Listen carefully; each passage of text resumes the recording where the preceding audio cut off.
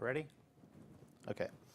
Hi, my name is Huinker. I'm a consultant out of New York City, and today I'm going to be talking to you about ETL Confessions, which is to say experiences I've had doing ETL work over the past couple of decades, and some of the things that I've always been curious about and actually took some time to benchmark, and some other things that I've done that I'm a little embarrassed and a little proud of at the same time.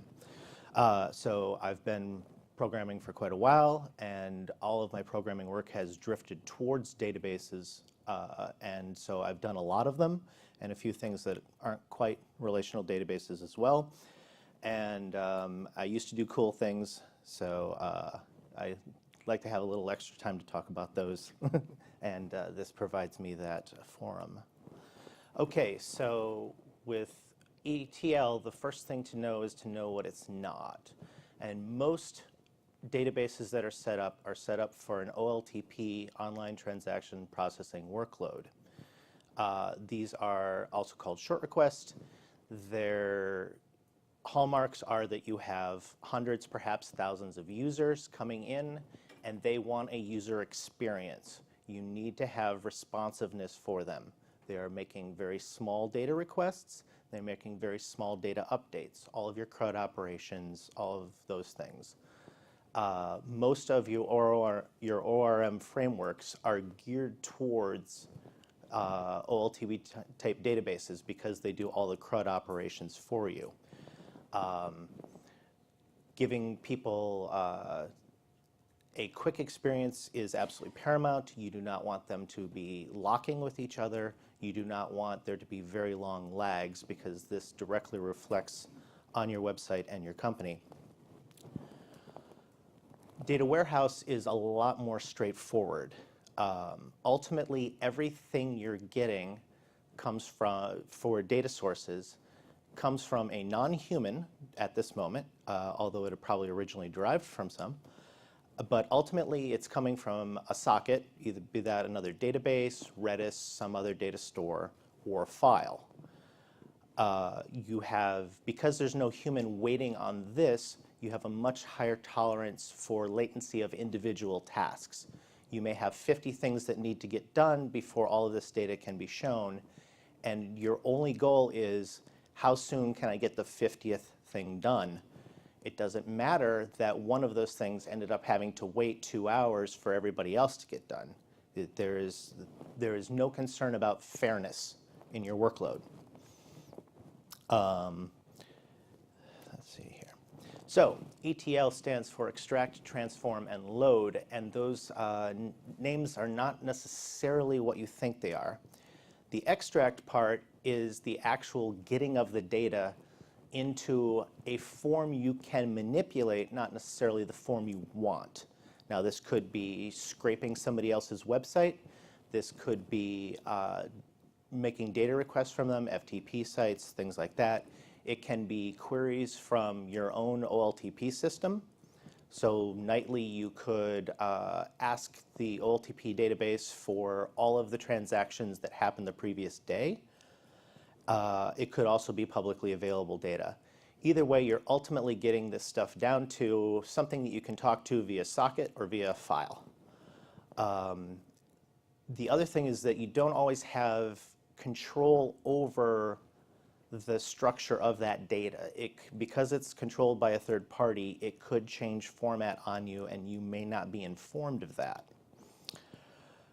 Transform. Transform is the act of taking the data from the shape you got it and putting it through the Play-Doh Fun Factory so it comes out in the shape that you need it. This can be denormalizing. This can be filtering for rows you don't need.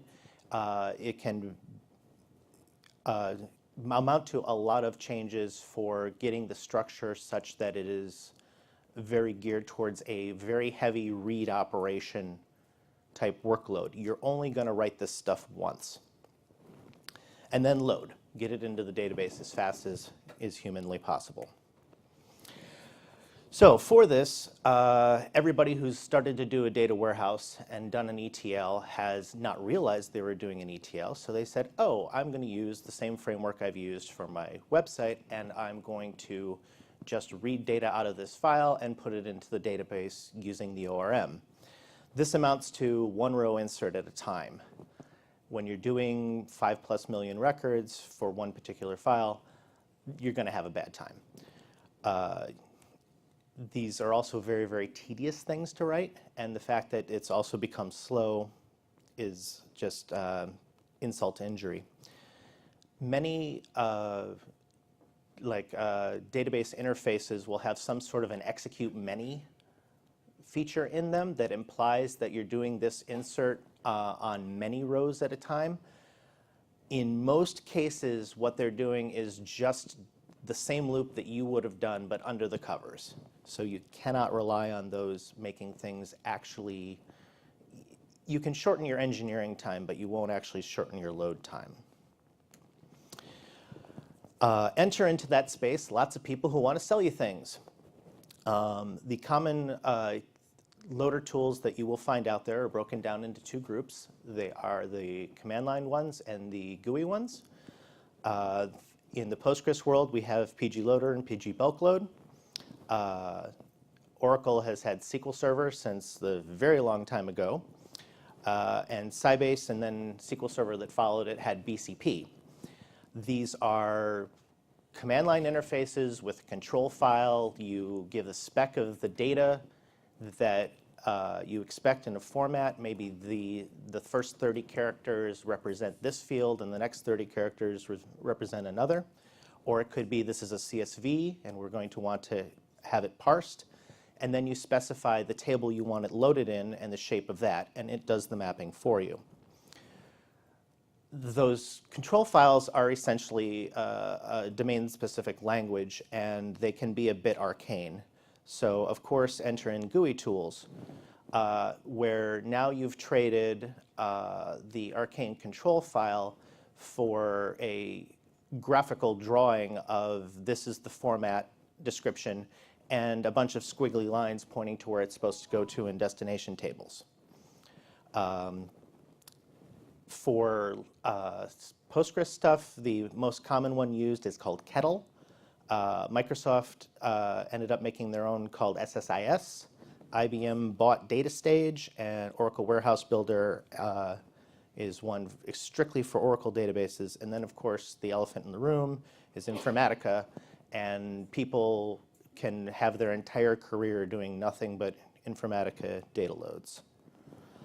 So, what are the advantages of these? Really straightforward types of loads are made absolutely trivial. That's nice.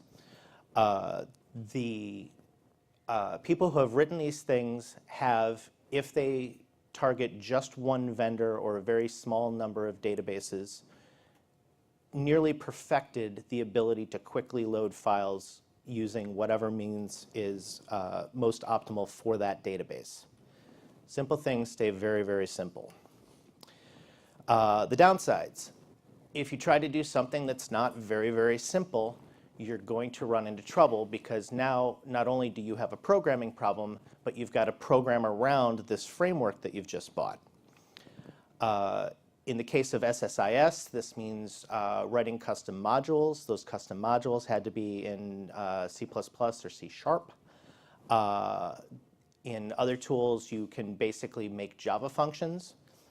And maybe you're not very good at that particular language. Maybe you don't have, a whole Microsoft development suite at your fingertips. Other problems with it. Graphical interfaces are incredibly good at concealing code logic. They will nest them inside sub menus that you need to do, like drill downs to find the thing you're looking for. You have essentially no choice but to drill through every single tree in this thing looking for the code that's causing you problems. They're ungreppable.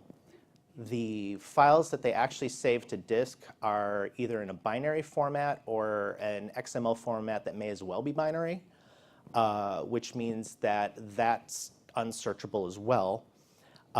And that also makes it nearly impossible to work into whatever existing source control system you had set up before you got on this vendor's train. My other biggest gripe is that all of these things, because they do not know what sort of data source you're pulling from, when you're trying to do lookups into a table, for instance, if you have a data set that has courses offered by a school, and so you need to make sure that every one of those is available, and you've probably seen it before, and you want to make sure that you upload all of the new ones. Well, the data stage solution, the SSIS solution, is to pull the entire course table down across the wire and build a hash table in memory, which could exceed memory if you're still on a 32-bit system, and then you do the lookups there. Now, that's insulting to database people because we've had the left outer join for quite a while now. And it's also a big problem that if you had two of these running at the same time and two different data files happen to have the same course in them, each one of those ETL operations would simultaneously think that it discovered that new course and try to add it. And that's going to make for race conditions and problems. So a lot of times people just break down and they say, no, I want to get this data into the database as soon as possible, and then I'll transform it from there. Enter, extract, load, and transform. Same thing, just slightly reversed. In these cases, what you do is you take tables that are ideally suited for the data that's given to you. So you change the shape of the tables to match what's coming your way. You load it in as is, warts and all, don't assume that dates are actually real, things like that. And then once that data is in your database, you manipulate it using tools that you know. Now you're working with SQL transformations, and that's a skill you already had in-house. So the transform steps break down to filtering, getting rid of rows that you know you're not going to need, and the faster you get rid of those, the less work you have to do, less wasted work on that data. Validate, test values for correctness. You know, there is no May 34th, so you really should be looking for stuff like that. Classifying. If you had, say, a student enrollment system, you could, in this data file, you could be getting, this kid is enrolled in this class at this time with this teacher. Well, those things need to be broken down. You have a table of teacher records, you have a table of student records, you even have a table of semesters. And those things need to be checked to see if you've discovered a new semester, discovered a new teacher. And then finally, with that, you need to dereference that data, because now you have primary keys for that student, that semester, that teacher. And so you ultimately need to load into the central fact table the dereferenced row for that. So you need to find out where each of these columns are going at design time. They probably have different destinations. So yes, this is ultimately just doing the transform, but inside the database back on your home turf. Because it's worked with your on your home turf, you're dealing with your own source control system. That's nice. You're not doing a huge vendor lock-in. Your existing data can be referenced trivially and transactionally, so you don't have to worry about two different ETL processes running at the same time, accidentally discovering the same new data. And odds are a lot of the SQL that you're using was stuff that already existed in your OLTP system, doing the same sort of data validations, and you can reuse that now, or at least you have a shot at it. Downsides, you are writing to the same database twice. You've just written a big file that you ultimately don't care about in the hopes of being able to turn that into data that you do. You'll need to account for this extra disk space while you're doing your loads. You are putting an additional CPU burden on your database. Oracle particularly like that because they got to charge per CPU. And then your database the data warehouse may have to be serving up some sort of customer-ish thing during this ETL, you may have seriously impacted the workload there because now you're doing all of the transformation work inside the database instead of on some application system. This is mitigated if you have read replicas and you can take the master out of the rotation during that time. Other problems, not all of your validation can be done in the database. You may have to consult external sources, in which case you're still stuck doing application code. Your data may be in unreasonably large files, and you may have to devise ways to split that up. And if your data is in too many large files, then you've essentially created an OLTP workload problem with the customers now being your workers competing for time to get the data loaded in. So some of the work that I was doing at a company called Mote, they do advertising analytics. One of the files that we had to load on a daily basis usually amounted to about 1.1 gigabytes uncompressed, about 5 million rows on average. However, that compressed down to 40 megabytes. It was highly repetitive data, and it was coming in exactly sorted, so that helped compression a lot. The structure of the data, this is ad analytics data, so it's basically this ad was shown on this website on this day and was seen by this many people, and then there's a very large 120 to 150 different measures for little tests that ultimately come down to whether we think that person was a bot or not. And advertisers pay good money to learn how many of the people who supposedly saw their ads were actually humans. These files we were getting in change over time. New metrics are constantly being discovered and new ways of measuring invalid traffic detection. It's an endless cat and mouse game. The fraudsters are constantly coming up with new ways to make their bot look like a human, and so we're constantly coming up with new measures. And so when we get this file, we can't be sure of what the data format is. The producers of the files were not necessarily consistent with each other. And then if there came a time that they had to regenerate a day's traffic, that file would be re-uploaded with the latest format, not the format that was the latest on the day that that happened. So there would necessarily be some new columns in there that have all zeros at the end. So we needed to do format discovery, and then I need to be able to load this, create a table that's going to be perfectly shaped for this file that I've never seen before. So the ugly thing I ended up doing was to create a temp table with the goal of having exactly one row in it, and to use or abuse the copy from program to load that file, take only the header row, and then do a query on that with regex split to table, and lo and behold, there's your column list. So that was kind of fun.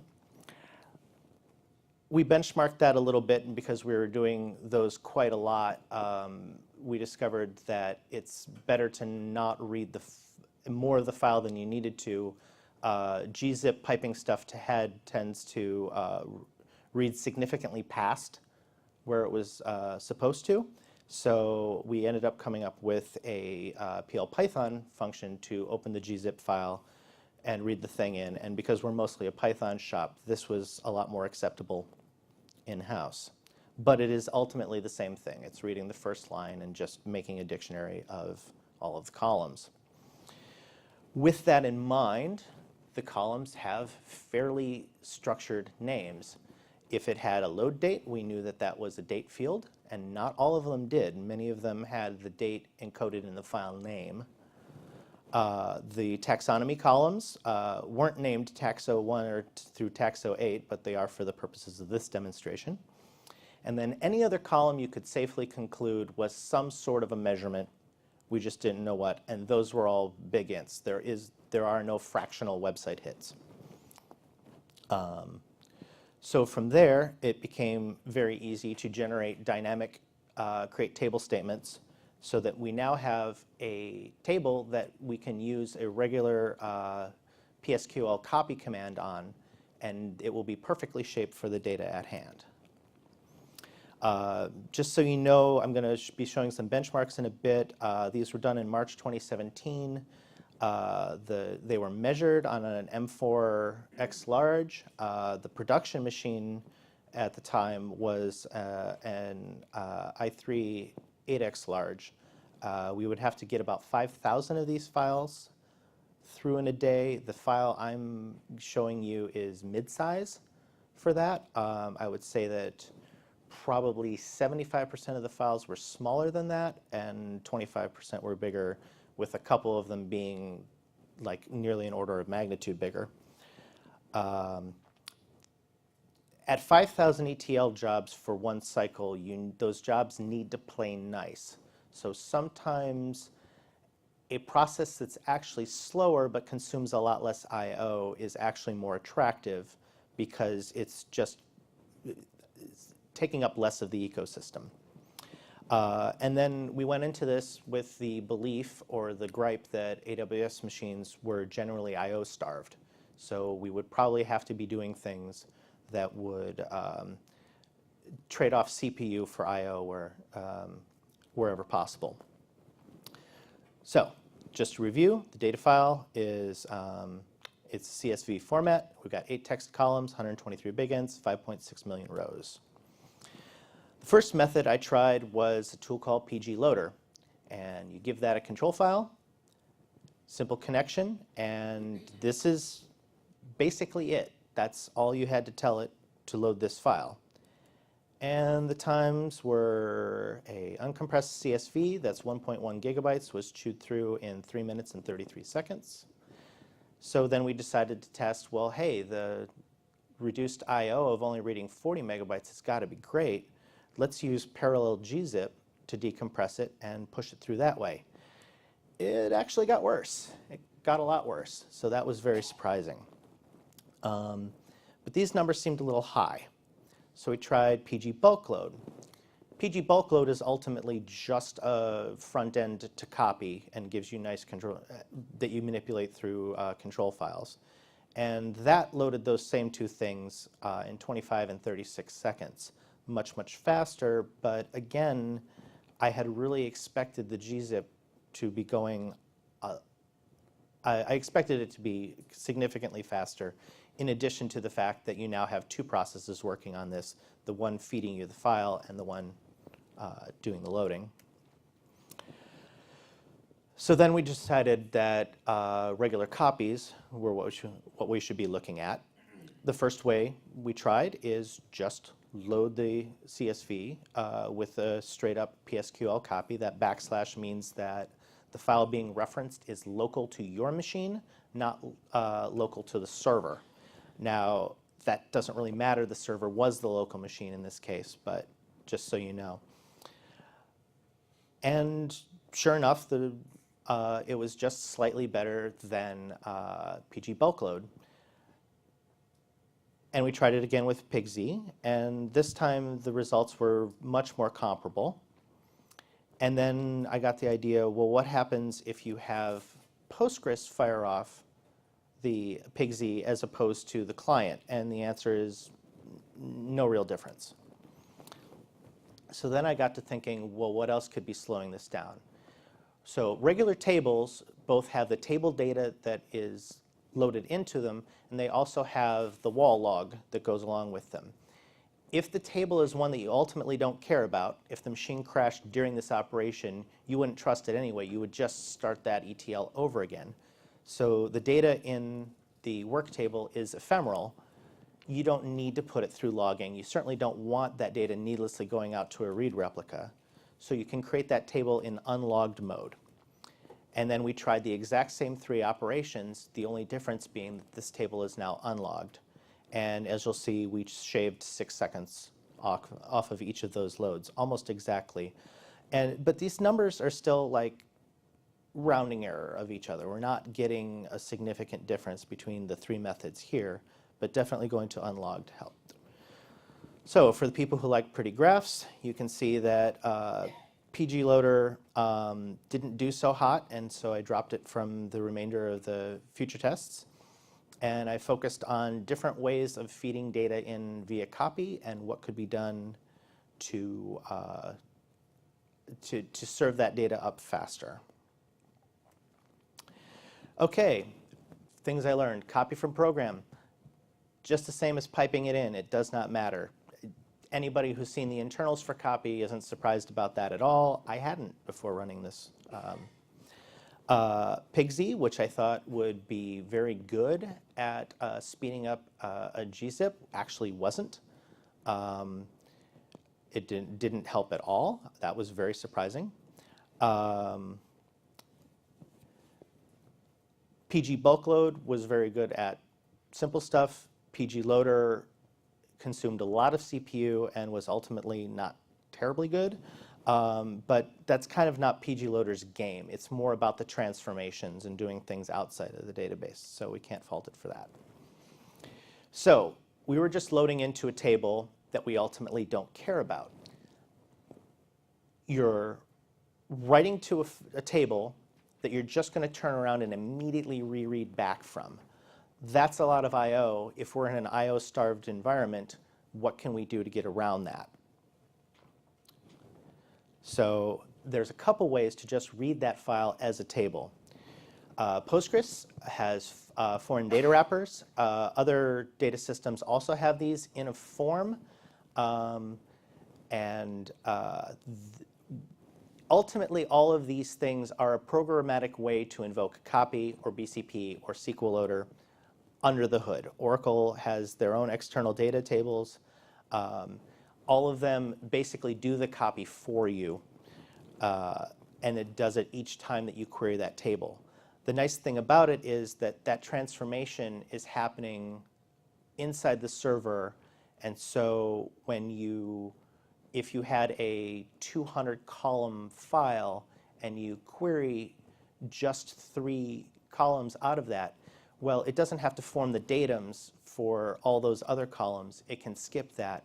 A lot of work that would have gone into getting that stuff ready for a table, which the database didn't know you weren't going to want, doesn't have to be done because it's just going to throw this away at the end. It only concerns itself with the columns that you're going to be using.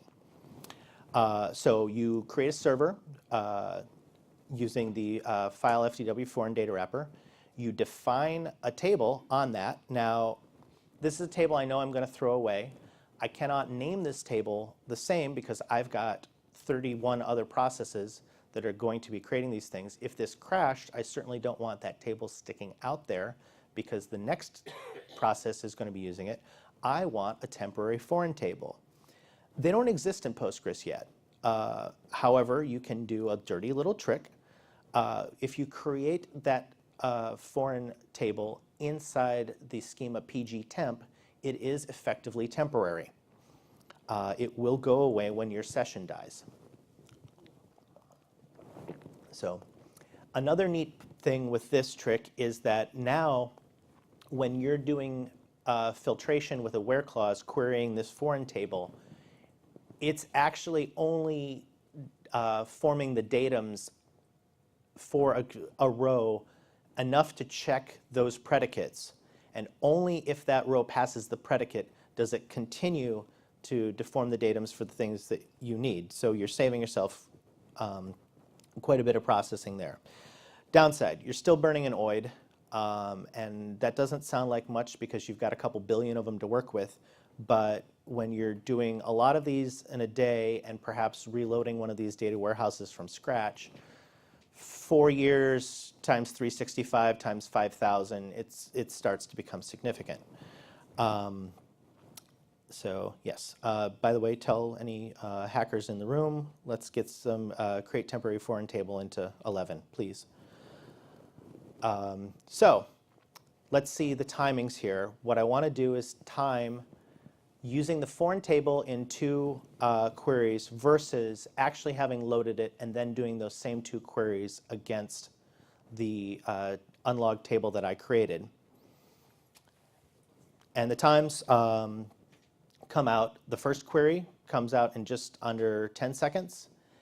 And that benefited from the fact that we were only summing on 5 columns. So it could ignore nearly 115 columns. And in the second one, we're summing on 15 more columns. So it could still ignore a lot of them, but the extra datum forming does add up, and the calculations, although the calculations are a very small part of it, they add up too. You can see why that particular scan over the same file ended up taking 2 seconds longer. Now, if you want to load all of that into a table itself, now you've got all 120 some integers being formed up and loaded into a table. That takes 17 seconds. Well, that sounds a lot worse. The analyze, that didn't take long at all. And then querying them back out, well, that takes very little time at all, just a 1 second and 2 seconds. So you can see that there's a big overhead to loading it all in, but there's a big payoff. Just to give that to you graphically, you can kind of see where that if you wanted to do, you had to do both sum operations. The foreign data wrapper method would actually not be good for you. So it's better in the case where you only have one thing to ask of that file. If you're going to be asking it multiple things before you're done with it, you're probably better off copy loading it in. What did I learn?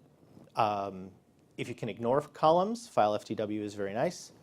Those timings have a limit that approaches the speed of the copy as the number of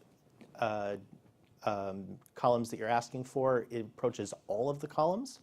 And sure enough, file FTW is ultimately using the same code that copy does in Postgres. Copy and analyze will win if you need to read from the table at least twice.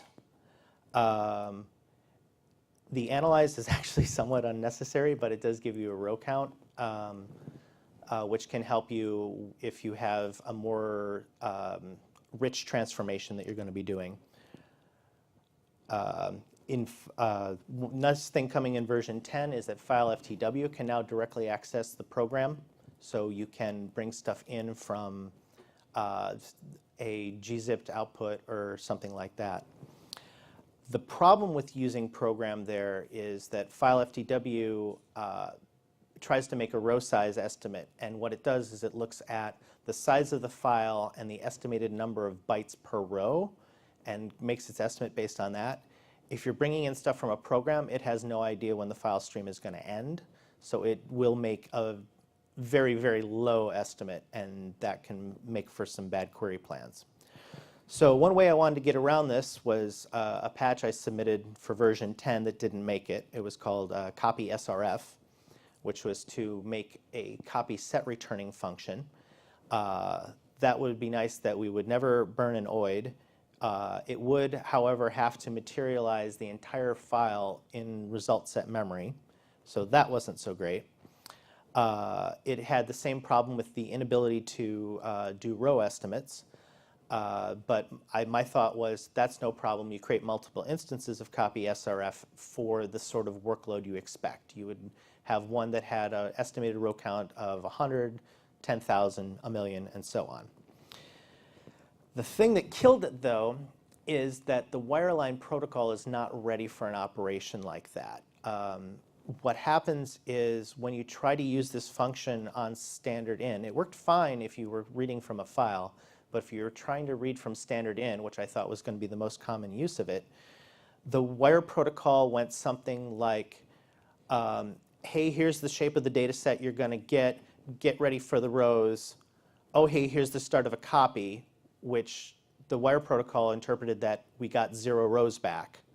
Here's the end of the copy, and then finally, here's all those rows that I told you about. And by that point, the client has lost context for how to treat those rows. So we would have to do a very low-level change in order to make that possible. The last thing I want to talk about has to do with the type of things we did with those tables. So one common thing you will find in data warehouse systems is that you're doing lots of aggregation queries. And aggregations over very large data sets are expensive, so it is often a good idea that if you can pre-compute the aggregates to certain levels, you will save yourself a lot of time and a lot of disk reads. We took this to an extreme. Those 8 taxonomy fields there's a 9th unspoken taxonomy field, but that's a bit out of the scope of this talk. But we would do roll-ups of 2 different types, and the best way to describe it is there is the grand all columns available. There is, these last 4 can be safely dropped, and then there is progressive roll-ups along the first 4. And we want to do that with the last 4 columns dropped and with the last 4 columns kept in. So ultimately, there's 10 tables that we needed to make, 9 of which were just an aggregation of the first one. So what's the best way to go about that? You can do dumb inserts. You can endlessly requery your work table and group by different things. And I've stilted the way I type these out to highlight which columns are being dropped with each passing insert, until ultimately you get down to very, very simple ones. The hope here is that shared buffers saves you, and that the data that you read in from the work table once will still be there the next time you go for it. If you're doing 30 of these at a time, there's basically no chance of that working for you. Another way to do it is chained inserts. And you can, once you've inserted into the first aggregate table, you can then select back out of that aggregate table. Of course, you'd have to put in where clauses to make sure that you're only getting the data you just put in, but that's wouldn't fit on this slide, so I left it off. And then once that data is in, you can go to the next level of aggregation from that. And so you've lost any hope of using shared buffers, but the data set you're selecting from is progressively smaller. But if you're going to do it that way, you can do that with CTEs. And then you can chain them inside a CTE. Each CTE has to return the rows that it generated, but then the very next CTE is now able to use that. So you can see temp D8 ended up querying from temp D9. This is nice in that you aren't creating a lot of extra tables. Everything is there in memory. But you could run the risk of this spilling over to disk, which would be just as bad as having created temp tables. Another way you can do it that's a lot more fun is to use the group by grouping sets feature. That did that get added in 9.5, 9.6? Fairly recently. Grouping by grouping sets is a way to do group bys at multiple levels at the same time.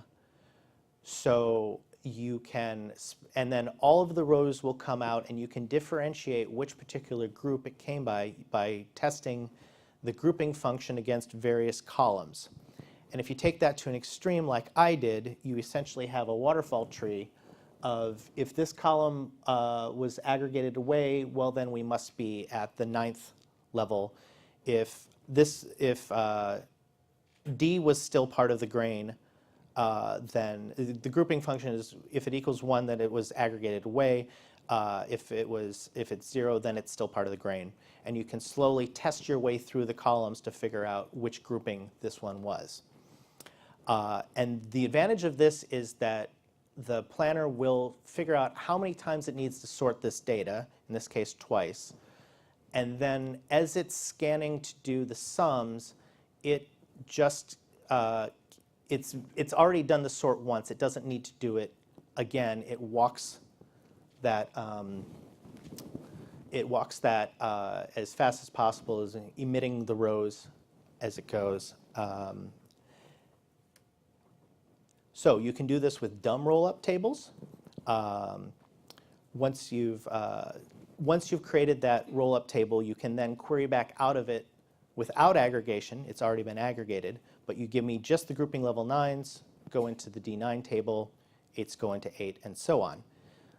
But we've already tried chaining CTEs, so why stop now? Yeah, my coworkers love me. You can do that grouping set thing, and then partition. You can take those partitions of data out. The The thought here is that you don't necessarily want to scan that set too much and try to trap it in memory. And then the last one you can do is in version 10, you can create a work table that's partitioned and partitioned on the value of that grouping column, and you can use automatic tuple routing to send them all to their own individual partitions. And that also results in a lot less code. So which one of these is going to win? Not surprisingly, the dumb insert was the worst, but as you can see, it got progressively better as the number of rows it was emitting got smaller. Chained insert followed the same thing, and you can see that there was 2 branches that get progressively smaller, and so it shrinks twice. Actually, on this screen, it's nearly impossible to see some of the smaller ones at the far edge.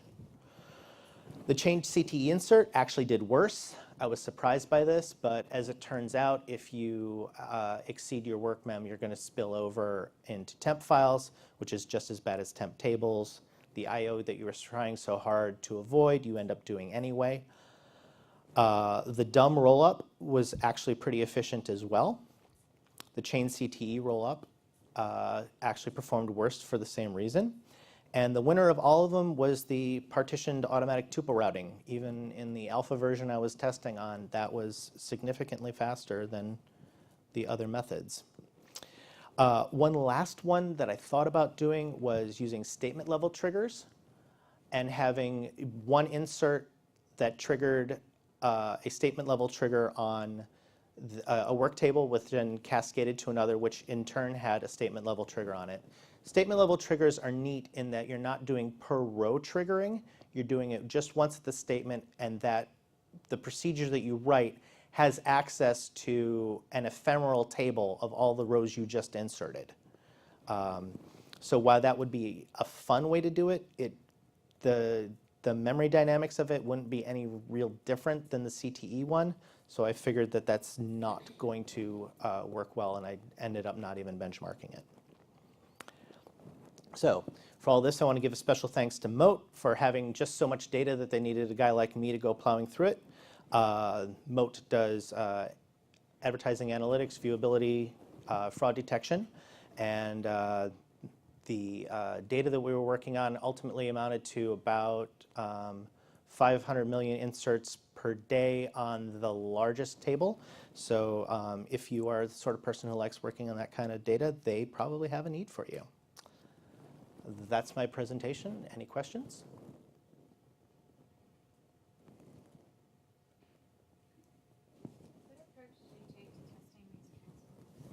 What approach did he take to testing these transforms? Well, in this case, they're incredibly straightforward aggregations. There's really nothing to worry about with that. I mean, ultimately, you could run the aggregation query on any one of those tables, like a query that's going to get you just one row, and querying all 10 tables better give you the same answer. So you would want to validate like that, but no, we've had fairly good luck with that and didn't really have to be checking these. This data all ended up going in one transaction. So really, the bigger problem was the case where data for a client for a day didn't get in at all. That was the major challenge. Or then later we learned that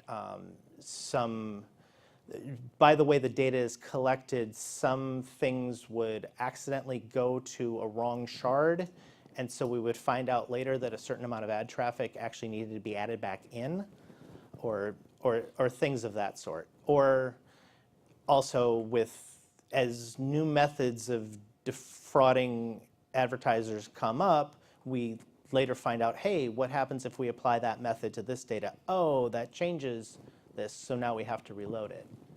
That sort of thing. Those were the bigger challenges for these. But the rollups, I mean, you're basically relying on Postgres to know how to do sums and group bys, and it's pretty good with that. So, I don't. Yes, and back?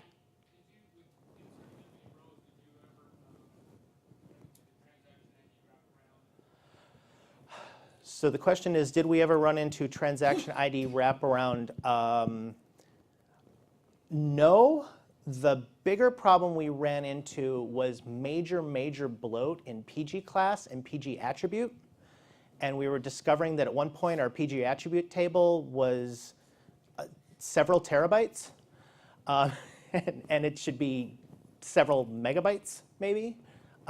So at some point, you have to find a time when you know you're not doing ETLs and get in there and do a quick vacuum of those, because auto vacuum won't reclaim that space. So, anyone else? Thank you very much.